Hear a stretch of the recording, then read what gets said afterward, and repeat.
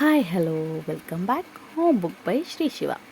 അപ്പോൾ ഇന്നത്തെ വീഡിയോ എന്ന് പറയുന്നത് ഞാൻ 2 വീഡിയോയും കൂടെ ആഡ് ഇട്ടാണ് കേട്ടോ ചെയ്യുന്നത്. അതായത് ശനിയാഴ്ച നടക്കുന്ന ഒരു സംഭവം, തിങ്കളാഴ്ച നടക്കുന്ന ഒരു സംഭവം കൂടെ കൂട്ടി ഇണക്കിയിട്ടാണ് ചെയ്യുന്നത്. അപ്പോൾ രണ്ടും രണ്ടായിട്ട് ചെയ്യാനുള്ള ലെങ്ത്ത് വീഡിയോയ്ക്കില്ല.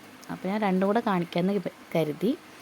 അപ്പോൾ ഇഷ്ടപ്പെട്ടാൽ ലൈക്ക് ചെയ്യണം, ഷെയർ ചെയ്യണം, കമൻറ്റ് ചെയ്യണം. ഓക്കെ.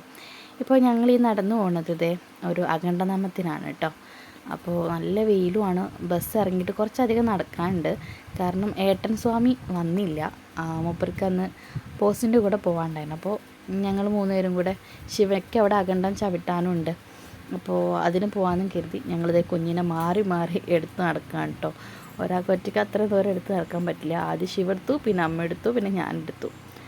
അപ്പോൾ അതേ ഞങ്ങളങ്ങനെ നടന്നുകൊണ്ടിരിക്കുകയാണ്. അപ്പോൾ ഈ അഖണ്ഡനാമം എന്ന് പറയുന്നത് ഈ മലപ്പുറം ജില്ലയിൽ മാത്രമേ ഉള്ളൂ എന്നാണ് ഞാൻ കേട്ടിട്ടുള്ളത്. മലപ്പുറം ജില്ലയിൽ മാത്രം നടക്കുന്ന ഒരു ജപമാണത്. അതായത് നമ്മുടെ ഒരു സ്വാമിമാരെല്ലാവരും കൂടെ കൂടിയിട്ട് ഭൂതനാഥ സദാനന്ദ എന്നുള്ളത് പാടിയിട്ട് നൃത്തം ചെയ്യാണ് കേട്ടോ. അപ്പോൾ അതാണ് അഖണ്ഡനാമ ജപ നൃത്തയജ്ഞം എന്ന് പറയുന്നത്. അപ്പോൾ ഞങ്ങളുടെ അടുത്തുള്ളപ്പോൾ ഒരു അമ്പലത്തിലാണ്. അടുത്തൊന്നും പറയാൻ പറ്റില്ല, കുറച്ച് ദൂരമുണ്ട്. ബസ് ഇറങ്ങി നടക്കാൻ കുറച്ചധികം ദൂരമുണ്ട്. അപ്പോൾ അത് നല്ല വെയിലുമാണ്. ഞാനും കുഞ്ഞൊക്കെ നടന്നങ്ങ് ക്ഷീണിച്ചു. അപ്പോൾ ചെന്ന സമയത്ത് ഇതേ അമ്പലം ശിവൻ്റെ അമ്പലമാണ്. അത് നട അടച്ചിട്ടുണ്ട്. അപ്പോൾ ഞങ്ങളതിൻ്റെ ചുറ്റമ്പലത്തിലൊന്ന് ചുറ്റി കറങ്ങി ഇങ്ങനെ പ്രാർത്ഥിച്ച് വന്നു. അപ്പോൾ അയ്യപ്പൻ്റെ അമ്പലമാണ് അപ്പുറത്ത്, അവിടെയാണ് അഖണ്ഡം നടക്കുന്നത്. അപ്പോൾ ആദ്യം നമ്മൾ ഇവിടെ വന്ന് തൊഴണം. ഇവിടെ വന്ന് തൊഴുതിട്ടാണ് അവിടെ പോവുക. അപ്പോൾ ഈ സമയത്ത് ഒരുപാട് പേര് വന്നുകൊണ്ടിരിക്കുന്നുണ്ട്. അത്യാവശ്യം തിരക്കൊക്കെ ഉണ്ട് കയറി തൊഴാനൊക്കെ കേട്ടോ. ഇവിടെ വലിയ തിരക്ക് കാണില്ല. ഇനി അപ്പുറത്തെ അയ്യപ്പൻ്റെ അമ്പലത്തിൽ പോകുമ്പോൾ നമുക്ക് തിരക്ക് കാണാം കേട്ടോ. അപ്പോൾ അത് ഞങ്ങളെല്ലാവരും തൊഴുതിറങ്ങി പിന്നെ അയ്യപ്പൻ്റെ അമ്പലത്തിലോട്ട് പോവുകയാണേ. പിന്നെ അതേവിടെ കടകളൊക്കെ വന്നിട്ടുണ്ട് കേട്ടോ. ഒരുപാട് കടകൾ, കുട്ടികൾക്കുള്ള കളിപ്പാട്ടും കമ്മലിൻ്റെ സെലക്ഷനും ഒക്കെ ഉണ്ട്. ഞാൻ കമ്മലിൻ്റെ ഭാഗത്തേക്കൊന്നും നോക്കിയില്ല. കാരണം ഞാൻ വാങ്ങിക്കും. ഇപ്പോൾ ഞാൻ കുറേ അവോയ്ഡ് ചെയ്യുകയാണ്. കാരണം ഇപ്പോൾ എങ്ങോട്ടും പോകുന്നില്ല. പിന്നെ വെറുതെ ഇങ്ങനെ വാങ്ങിച്ചു കൂട്ടിയിട്ട് കാര്യമില്ലല്ലോ.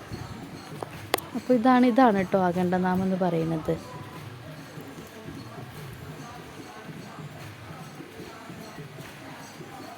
അതിനിടയിൽ ദർശനം കിട്ടിയ ആളുകളൊക്കെ ഉണ്ട്. ഇതിങ്ങനെ കളിച്ച് ശരീരം വേണ്ടാവുമ്പോൾ ദർശനം കിട്ടുക എന്നാണ് പറയുക.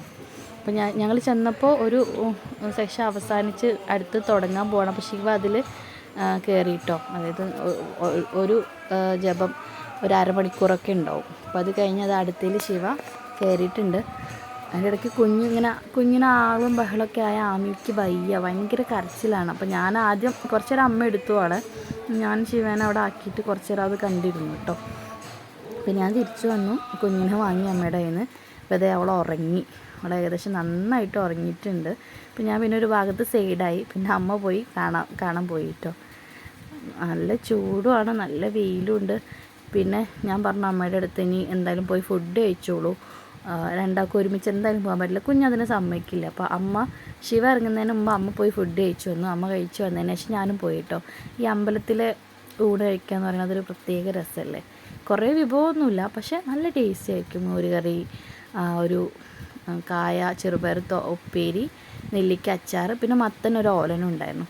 സംഭവം എന്തായാലും ടേസ്റ്റ് ആയിരുന്നു കേട്ടോ. അങ്ങനെ ഏകദേശം നമ്മൾ കുഞ്ഞ് എണീറ്റപ്പോൾ പിന്നെ ഇനി പോകാമെന്ന് കരുതി. കാരണം അധിക സമയം ഇനി അവളവിടെ നിൽക്കാൻ സമ്മതിക്കില്ല. അവിടെ ഇല്ലായിരുന്നെങ്കിൽ ചിലപ്പോൾ ഞങ്ങൾ വൈകിട്ടും അവിടെ നിൽക്കുമായിരുന്നു. പക്ഷേ ഇപ്പോഴത്തെ കണ്ടീഷനിൽ അവൾ സമ്മതിക്കില്ല.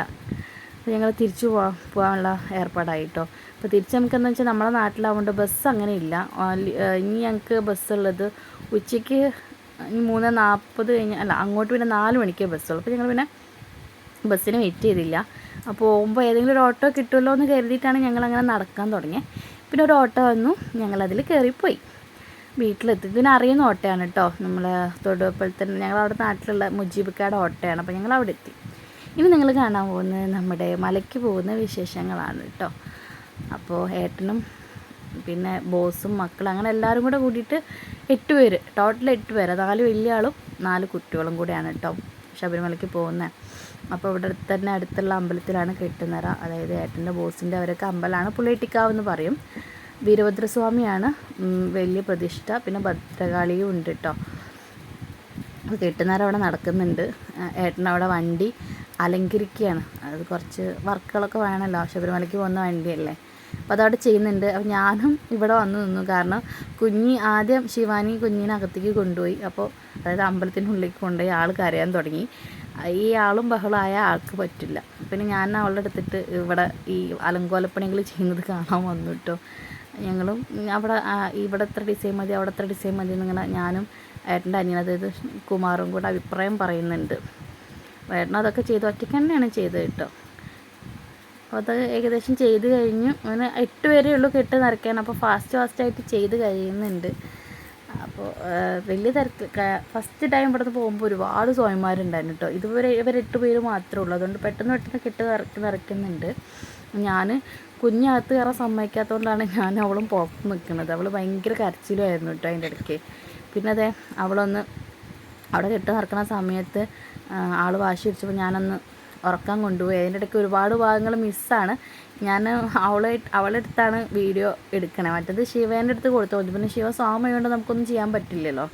അങ്ങനെ അവരുടെ കെട്ടൊക്കെ നിറച്ച് കഴിഞ്ഞു കേട്ടോ. ഒരു 4 മണി 4:15 എല്ലാവരുടെ കെട്ടും നിറച്ച് കഴിഞ്ഞു. പിന്നെ അതെ കുറേ പേര് കുറി തൊട്ടിട്ടുണ്ടായിരുന്നില്ല. സ്വാമീജി കുറി തൊട്ടെടുക്കുന്നുണ്ട്. ഞാനും അവിടെ ഉണ്ട്. കുഞ്ഞപ്പോഴേക്കും ഉറങ്ങി എണീറ്റു. പിന്നെ അവർക്കൊരു ചെറിയ ലഘുഭക്ഷണം അവിൽ നനച്ചതും ശർക്കര കാപ്പി ഉണ്ടായിരുന്നു. സ്വാമിമാർ പോവുമല്ലേ, കാരണം ഇനി എവിടെയാണ് നിർത്തുകയെന്ന് പറയാൻ പറ്റില്ല. അപ്പോൾ അതുവരെ വിശക്കാതിരിക്കാൻ വേണ്ടിയിട്ട് ചെറിയൊരു ഇതുണ്ടായിരുന്നു. പിന്നെ ഇത് പോകാൻ നേരത്ത് കുഞ്ഞിപ്പെണ്ണും അച്ഛനും കൂടി കുറച്ച് സമയം അവളെടുക്കാന്ന് പറഞ്ഞ ഏട്ടൻ അവളെടുത്തു കേട്ടോ. ഇനി എന്തായാലും ബുധനാഴ്ചയല്ലേ കാണാൻ പറ്റുള്ളൂ എന്നും പറയുന്നുണ്ട്. അവൾക്ക് ഭയങ്കര ചൂടായിട്ടേ, ഭയങ്കര ചൂടാണ്, ഭയങ്കര ചൂടാണ്. ആ സമയമല്ലേ 3 മണി 4 മണി എന്നൊക്കെ പറയുമ്പോൾ വെയിൽ നല്ല ചൂടാണ്. അപ്പോൾ ഇതുപോലെ പോകാനുള്ള ഒരുക്കായിട്ടോ. അതിൻ്റെ ഇടയിൽ കുറേ വീഡിയോ മിസ്സായിട്ടുണ്ട്.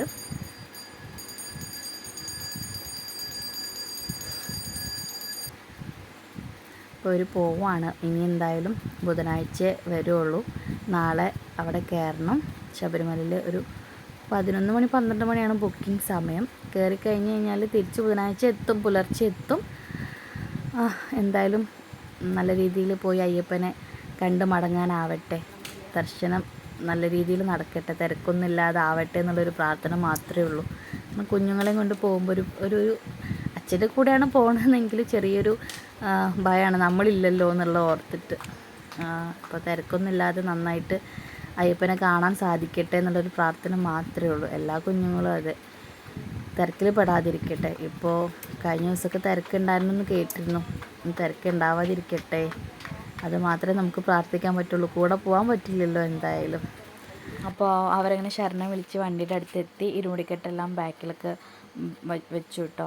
അപ്പോൾ അവർക്ക് വേണ്ട അത്യാവശ്യമുള്ള സാധനങ്ങളൊക്കെ ഫ്രണ്ടിലുണ്ടായിരുന്നു. അപ്പോൾ ഒരു 4:45 കൂടിയിട്ട് അവർ പോകാനുള്ള ഉദ്ദേശമായിരുന്നു. അപ്പോൾ ഇന്നത്തെ വീഡിയോ ഇത്രയേ ഉള്ളൂ. ബൈ.